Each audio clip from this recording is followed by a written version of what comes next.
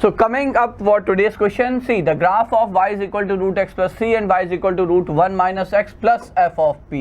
ठीक है, तो इसका जो ग्राफ है तो पहले लिख लेते हैं y is equal to root of x plus 3. That's a parabola, isn't that? Squaring both the sides. If we take it, y is equal to root of 1 minus x plus f of p. Intersect. तो चलिए पहले सबसे पहले graph बनाते हैं. अच्छा, यहाँ से ये इम्प्लाइड है कि y पॉजिटिव है. ठीक है, यहाँ से इम्प्लाइड है कि x आपका 1 से छोटा है और ऑफ कोर्स यहाँ पे x आपका लाइक -3 से बड़ा है. ठीक है, let us draw the curve here.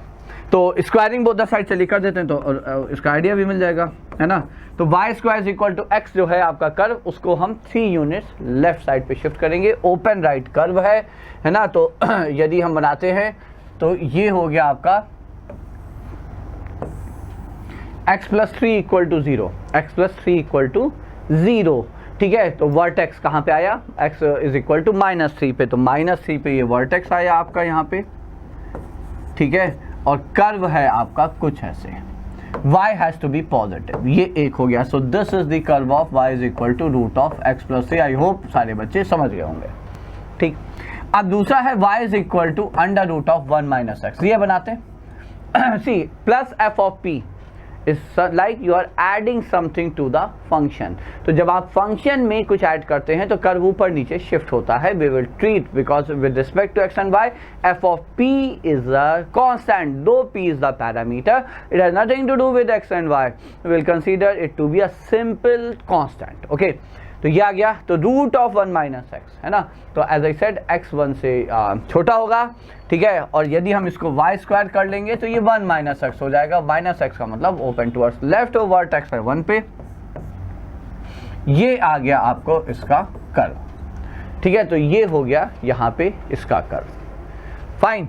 अब बात ये है कि ये कब इसे इंटरसेक्ट करेगा, कहाँ तक ये इनसे इंटरसेक्ट करेगा. हमने क्या कहा, देखिए as I said plus f of p पे जब हम आएंगे तो फंक्शन जो कर्व है आपका ये ऊपर और नीचे शिफ्ट होगा.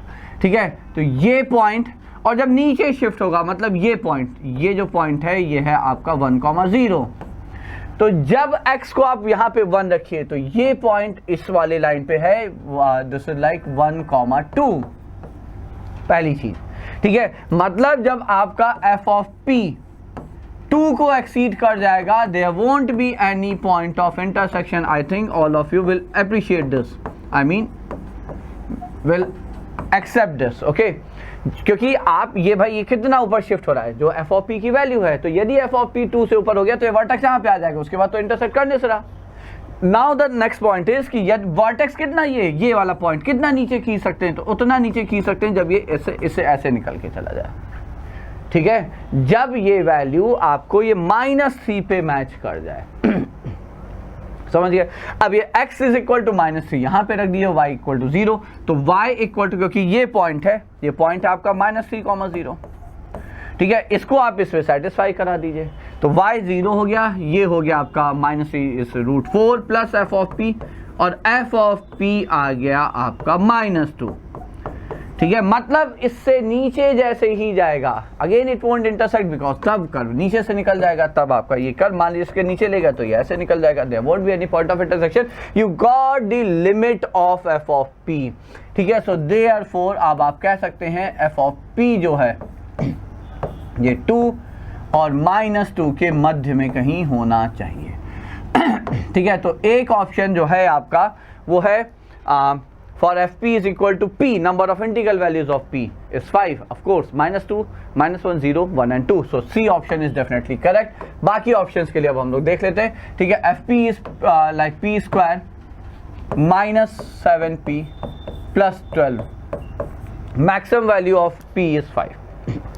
ठीक है, तो f ऑफ p जो है वो आपका -2 और 2 के बीच में है. तो आपने कहा ओके ये -2 और 2 के बीच में है. तो p square -7p plus 10 is less than equal to 0. जब आप इसे देखिए फैक्टराइजेबल कोइंसिडेंटली, और डेलिबरेटली ऐसा एक्सप्रेशन लिखा गया है।